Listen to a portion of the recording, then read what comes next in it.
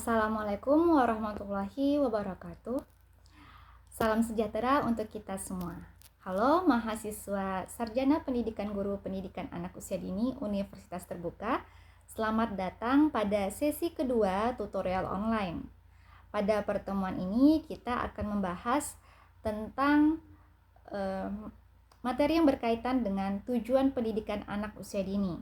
Pembahasan materi ini dibagi menjadi dua, yaitu hakikat manusia dan pendidikan serta tujuan pendidikan TK.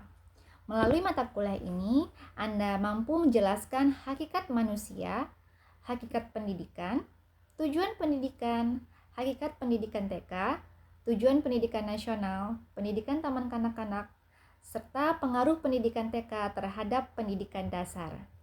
Untuk membantu Anda dalam mempelajari modul buku materi pokok PAUD 4107, Anda dipersilakan mengunduh materi 2. Kemudian, Anda diminta mempelajari materi pengayaan yang telah disediakan. Selanjutnya, diharapkan Anda untuk terlibat aktif pada kegiatan sesi diskusi karena sifatnya wajib dan memiliki nilai poin begitu.